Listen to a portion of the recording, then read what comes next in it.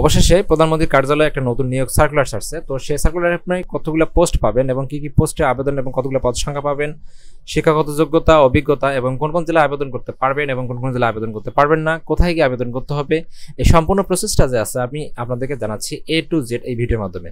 তাহলে চলুন শুরু করা যাক। এক নম্বরে আমরা যে পদটা দেখতেছি সেই পদটা হচ্ছে আমাদের সহকারী পরিচালক। এটা হচ্ছে আমাদের 5 জন নেবে। সহকারী পরিচালক আরেকটা আছে, এটা সাব ক্যাটাগরি, একটু দেখে নেবেন, 13 জন পোস্ট আছে। তারপরে আপনার হলো সহকারী পরিচালক, এখানে একজন আছে।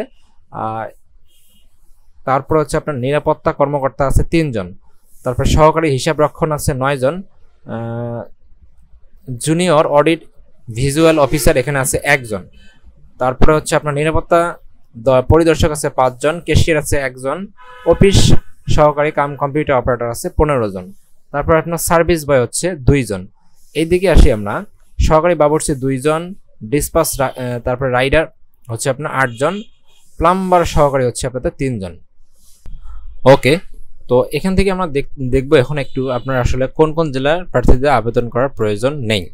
তো আবেদন করার প্রয়োজন নেই আমরা শুধুমাত্র এখানে দেখতেছি আপনার হলো 9 নম্বরে টাঙ্গাইল, নরসিংদী, শরীয়তপুর, গোপালগঞ্জ, কিশোরগঞ্জ, মুন্সিগঞ্জ, ফরিদপুর, চাঁদপুর, ব্রাহ্মণবাড়িয়া, নোয়াখালী, খাগড়াছড়ি, ফেনী, পাবনা, সিরাজগঞ্জ, কুড়িগ্রাম, নীলফামারী, গাইবান্ধা, লালমনিরহাট, দিনাজপুর, পিরোজপুর, বরিশাল, বরগুনা, ভোলা, পটুয়াখালী, যশোর, নড়াইল, সাতক্ষীরা, বাগেরহাট, ময়মনসিংহ এবং শেরপুর জেলা বিভিন্ন প্রার্থীদের আবেদন করার কোনো প্রয়োজন নেই, শুধুমাত্র এই কম্পিউটার পোস্টটাতে।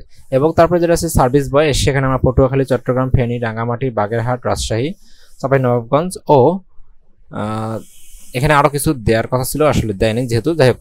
তারপর আছে নিচে আছে জয়পুরহাট জেলার প্রার্থীগণ আবেদন করার প্রয়োজন নেই। তারপরে আমাদের এখানে আছে বাবুর্চি, দেখেন এখানে আপনার পোস্টগুলো একটু দেখে নেবেন, আমি জাস্ট দেখাচ্ছি আপনাদেরকে। ঢাকা, রাজবাড়ী, তারপর হচ্ছে ডিসপাস রাউটার, বাগেরহাট, বরিশাল, এখানে আরও কয়েকটা আছে, দেখবেন। হ্যাঁ, এই প্রার্থীগুলো আসলে এই পদগুলোতে আবেদন করতে পারবে না।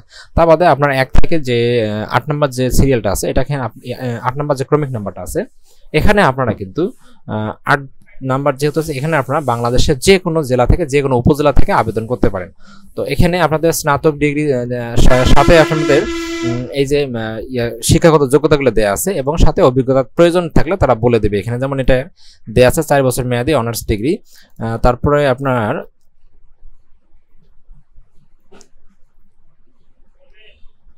এই যে দেখেন এখানে ক্যাশিয়ার পদে ন্যূনতম 3 বছর, যাদের অভিজ্ঞতা আছে তারা অভিজ্ঞতা অবশ্যই চাইবে। তো এখান থেকে আপনারা একটু দেখে নেবেন আসলে কোন কোন পোস্টের জন্য কি কি শিক্ষাগত যোগ্যতা আছে। তো যেহেতু আপনাদের এখানে শিক্ষাগত যোগ্যতাটা এই পর্যন্ত আছে, আপনারা দেখবেন। তারপর আমি একটু বলে দিচ্ছি, সহকারী পরিচালক অবশ্যই আপনাদেরকে স্নাতক হইতে হবে, ন্যূনতম 2য় শ্রেণীর অথবা স্নাতকোত্তর মাস্টার্স ডিগ্রি অথবা অনার্স হইতে হবে।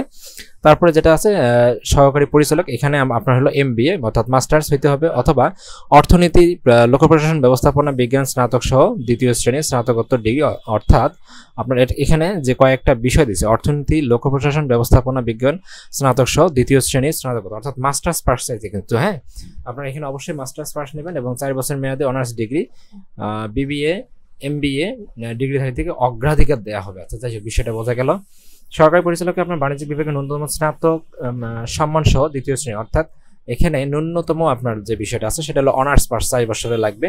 তারপরে হচ্ছে আপনার হলো 4 নম্বরে হলো নিরাপত্তা কর্মা, এখানে স্নাতক নিরাপত্তা কর্মকর্তা, এখানে হলো স্নাতক ডিগ্রি সহ সশস্ত্র বাহিনীর অবসরপ্রাপ্ত ওয়ারেন্ট অফিসার বা সিনিয়র ওয়ারেন্ট অফিসার বা সমমর্যাদা সম্পন্ন কর্মকর্তা। আচ্ছা, যাই হোক, সহকারী। তারপর 5 নম্বর হচ্ছে সহকারী হিসাব রক্ষণ, এটা হচ্ছে বাণিজ্যিক বিভাগ থেকে ন্যূনতম স্নাতকের 2য় শ্রেণী হইতে হবে এবং 3 বছরের অভিজ্ঞতা লাগবে আপনাদের। 6 নম্বরের যে বিষয়টা হচ্ছে সেটা হচ্ছে জুনিয়র অডিও ভিজুয়াল অফিসার।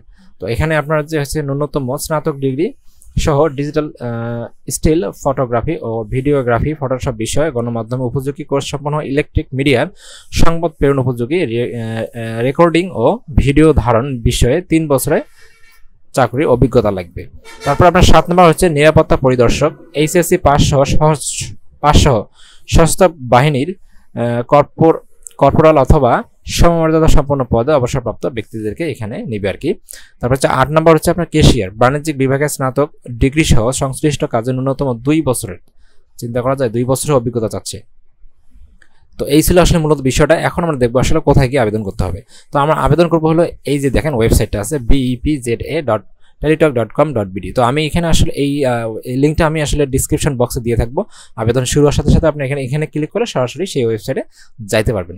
এবং আমরা এখানে দেখতেছি যে ক নম্বরে আমাদের আবেদন শুরু তারিখ দেওয়া হয়েছে হলো 8/8/2022, অর্থাৎ আমাদের 8 তারিখ, আজকে যেহেতু 3 তারিখ, আমাদের 8 তারিখে শুরু হবে এবং এটা শেষ হবে হলো 31/8/2022 বিকাল 5টার সময়। তো আমাদের এখানে ছবি লাগবে হলো 300 এবং ছবি আর এখানে লাগবে হলো আপনাদের 300/80 হলো সিগনেচার। আর আমরা অ্যাপ্লিকেশন ফর্মটা পূরণ করতেই জানি যে কীভাবে আবেদন পূরণ করতে হবে। So thank you so much আসলে ভিডিওটা দেখার জন্য। আমার চ্যানেলটি অবশ্যই সাবস্ক্রাইব করে রাখবেন এবং বেল আইকনের যে নোটিফিকেশন আছে সেটা অন করে রাখবেন, যাতে যেন আমাদের যত ভিডিও আছে সবার আগে পৌঁছে যায় আপনার কাছে। Thank you so much.